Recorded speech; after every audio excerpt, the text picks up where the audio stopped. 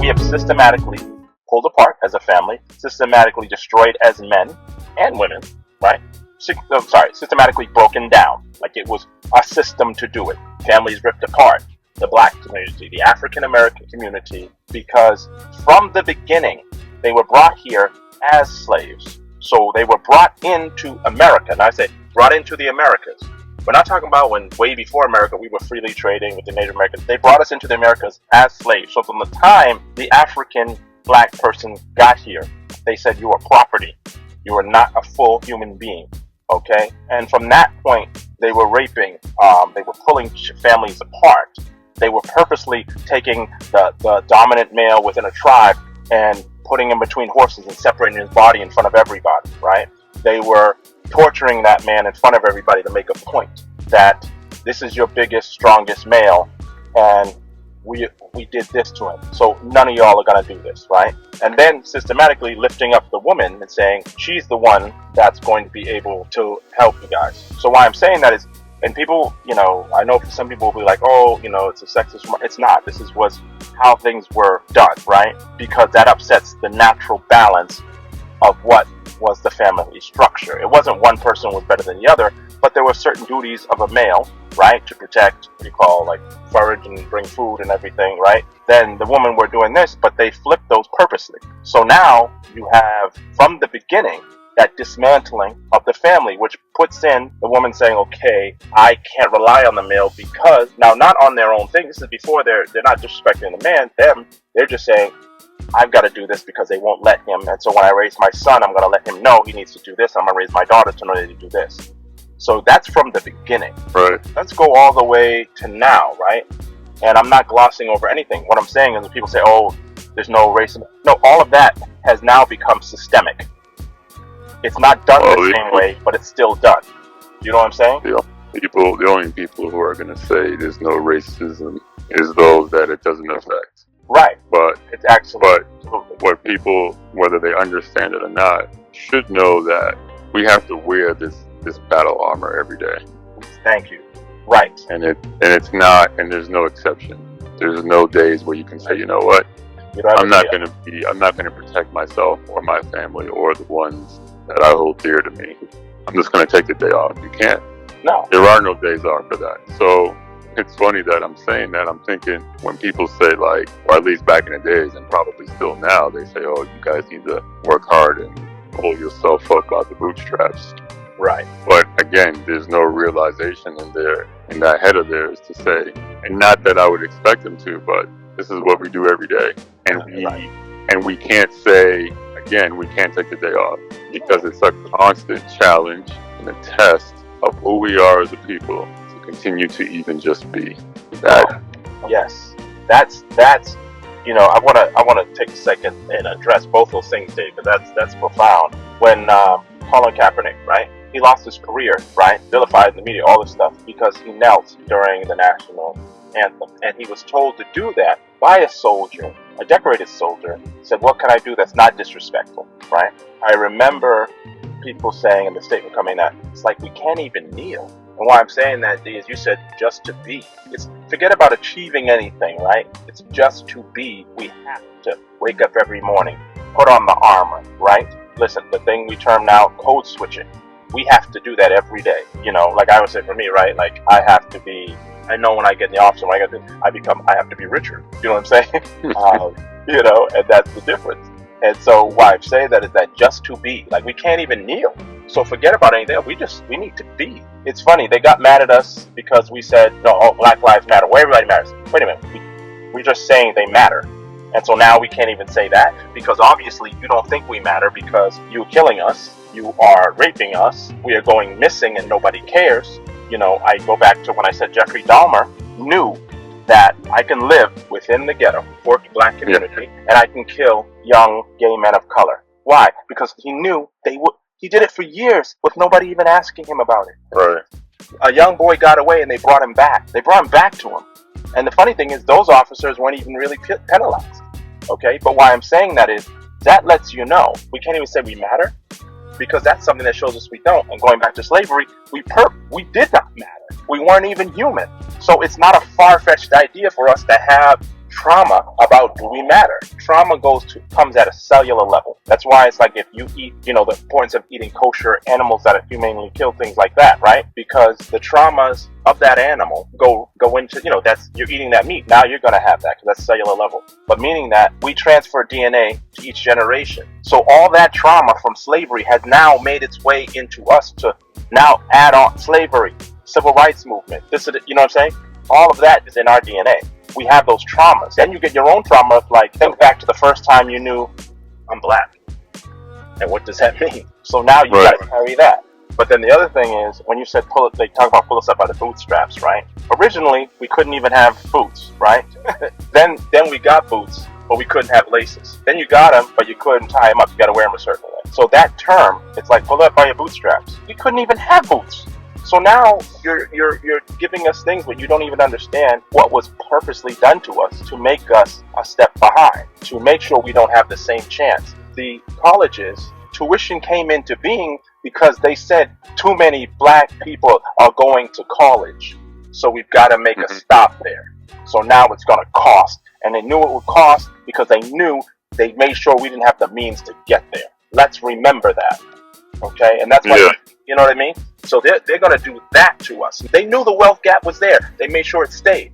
But then they're going to make sure the education gap stays. So when people say there's no systemic racism, yes, there is. The people that say that other people don't have to deal with it. Right. But even in saying that, right? So even in saying the whole systemic racism thing, it feels like based on what you're saying, we still have to look to them for acceptance. And I think that's a big talking point, and that's also a big issue. Because as long as we continue to look outside for some type of validity, it's always going to be an issue. Yeah. And obviously, there's been things in the past where people of color have built, and of course, it's gotten taken down because fear of a black planet. You know what I'm saying? For lack of a better word, right? I mean, obviously, I remember that only when I first heard that was Public Enemy. When PE came out with it. Yeah. But there has to be something, or there has to be an option or a way for people to build and not have that taken away to keep black people of color, melanated people, people of the sun, whatever you want to call it, keep them down. Right. And the best way to do that is not to look for any kind of acceptance from anything outside of that. Right. And I know it's a big ask and a big job, even. Bro, we've been doing this forever. We've been doing this for obviously as long as we live, and it's been going on for 400-500 plus years. I don't see it changing unless we decide enough is enough. People stand up, build something that can't be taken down. Well, no, you're right. On that point, they systematically destroyed anything we were doing. Black Wall Street. Okay? They said, no. There's numerous examples. There's probably hundreds of examples and more that's not accounted for, right? We know this already just based on even new evidence coming up from things we never knew or from things we were never told. So, we understand that that's how the system works. So now that we understand it, what do we do? Well, yeah. To figure out what's the next move. Right. And I know there's options because anything is obviously possible. Right. It has to start somewhere. And who's to say it hasn't started? Maybe it has started somewhere. But you're right. No, I'm just saying I'm agreeing. You're right. And I didn't mean to cut you off that. I just want to say, well, I agree. It could have started, but it needs to start. I don't really talk about it that much because that's what the conversation usually is. Conversation is usually about the past and the history. And that's okay. In order to talk about that, or in order to move forward, you have to know where we came from and what we're dealing with. But I think we're past that at this point. I think we know what we're dealing with. Right. Not even I know we know what we're dealing with. So now we have to figure out what are some of the best solutions to move forward as a people. Yeah. And once we can start coming up with some ideas, which again I'm sure they're already out there, it just hasn't been discussed enough where it's a well-known well-known fact or well-known information, I think then we can start really making some progress. Obviously, things are looking a little different right now and even more challenging maybe than we've seen in our lifetime, but it can definitely be done. The first thing I would say is I always said the root of everything is education.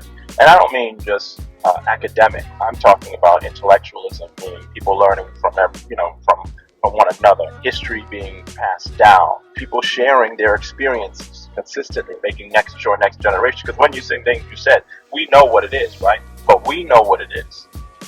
The generation under us does not. And I'll say this, that's our responsibility. And I'm going to tell you why. My education about the history of myself and the black experience, and even literally my family's experience within the Americas, was not given to me in school. That was not done in school. It wasn't done in high school. It wasn't done in elementary. School, based on what you were saying earlier, everything is systematic. So it goes through the education system, the employment system, and everything else in between. So that's kind of to be expected. To go ahead. No, but to your point, though, the responsibility was handled internally in my family. You see what I'm saying? So why I'm saying that, my family didn't expect me to learn it anywhere else. They didn't expect that. And even if they did, great. But, if you have your children, you have educated them with certain knowledges, knowing that, put it this way, you had to explain to them, show them, tell them what being a black man is in America, right? You didn't think someone else was going to teach them that, and you didn't wait for them to. And, when I have children, I know there's things, all right, here's a history of this. Because, yes, you can wait for the education system if you want, but like you said, systematically, it's not there for us. But in our generation, I think our generation, quite frankly, was one of the last in the fact that it wasn't worried about what was getting taught. No, we need to take care of our own internally. And what you're saying is 100% correct. We can't look to anything else or anyone else for help. Someone wants to be an ally, fine. But what we need to do is like this. The difference between the thinking with Martin and Malcolm. It's the play called The Meeting. In The Meeting, Malcolm says to Martin, you want our people to be able to sit in a diner and have a cup of coffee. I want our people to be able to sell it, right? And I understand that on the surface it's like integration, right? We need to, and Malcolm was like, no, I'm looking for, we don't need to integrate, right? We just need to have equal, right? And I agree with that thought process. Martin wasn't saying that we need to be with the white community. That's not what he was saying. What he was saying was that people, we want the same quality, and if you're not going to give us the quality, then you better let us sit with you and get it. And he also felt the peace will never come if we're separated. And I understand his thinking on that. But I understand Malcolm's, where it was like, listen, we don't care whether you want us to be with you or not. We don't care if you like us. Nobody cares. But we will have the same thing if we're going to be separate. What I'm saying is that we lost some of that thought process where, my great-grandfather said one of the worst things for the black community was assimilation, and partially didn't love the integration because he think that was the fall for some of our strength. You know what I mean? I've battled that for years where I thought a way to work around it so that it works out for everybody. But I had to come to grips and realize that that's not the case. Yeah. And I only came to that conclusion based off of experiences that either I dealt with or I seen others deal with. Right. You know what I mean? So it's crazy. But and where it starts is, yes, we're having this conversation, right? We have this conversation. We need to make sure other people have this conversation, or that even they know we're having this conversation, because what's missing is, listen, you and I have been talking this way, and I can say for the whole crew, right? We've been talking this way since we were like 16. You know what I'm saying? Right. But that was because our parents were talking that way, right? Our elders were talking that way. These kids they're not talking this way. And not because they don't know, they don't care. This is not even their vernacular, right? This is not even their frame of thinking. And that was done on purpose too. We're going to corrupt hip hop, right? So that, let's not even call it hip hop anymore. Rap, right? So there's no knowledge flowing through rap anymore. Hip hop was. That's what, again, hip hop is encompassing everything, right? It encompasses the whole art form, right? Right. It encompasses everything. So it encompasses all, the 4 pillars or the 5 pillars, because there's, there's debate on that, right? But the pillars of hip hop and all of that. So, and one of them is rap. But everybody calls everybody, and it's probably been generalized from the corporate structure. Right. You know, this hip hop is rap. No, hip hop is not rap. Rap is part of it. That's the difference. What KRS said, rap is something we do, hip hop is something we live. And that's where true, like us, like I said, we're hip hop cats, right? You live hip hop. Hip hop is an essence that's in you, that your understanding is, that's culturally your knowledge, right? Like you said, rap's something, like I mean, it's so deep, like, and this is the thing, they're missing. KRS is still around, right? We know he still makes albums, but they're making sure they're not mainstream. They're making sure they're not getting Grammys. He's not performing at the BET Awards, right? And I'm saying that's what they did to our own self. But like you said, when corporate got a hold of it, the capitalist machine, right, got a hold of it, then it became, well, like you said, okay, this is the difference, like NWA, right? NWA came out, and Ice Cube and Dre, they were talking about their neighborhoods, what they dealt with, right? Meaning that, like, they didn't come out to corrupt things. But then they said, oh, this is great. This sells, and this also perpetuates what we want it to, right? So then they were like, yeah, all right, they pushed that. But that's easier to push and dismantle than the KRS Ones, the Chuck D, all these other, African, X-Clan, these, all these things, Poor Righteous Teacher, Brand Nubians. They didn't push that. They didn't want that, No, we need, to their defense, so those people's defense, not that I'm defending them, I'm just looking at it from their point of view.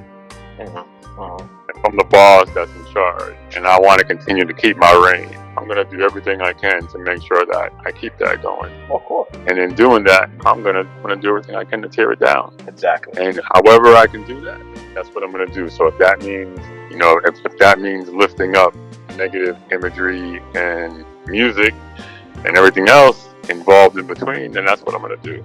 Right. As a ruling structure or a class or whatever you want to call it, right? That's what they're going to do. I get it. Not that I agree with it, but I get it. I understand that's what it is. And as long as we can understand that and see that, then we can probably have a better chance of moving forward against what we know is keeping people down. Give me a second. Hold on a second. Well, I'm going to jump because I got to walk into the office, but I'll call you back. All right, bro. Let's fly away, just you and me. I need a little break from the city.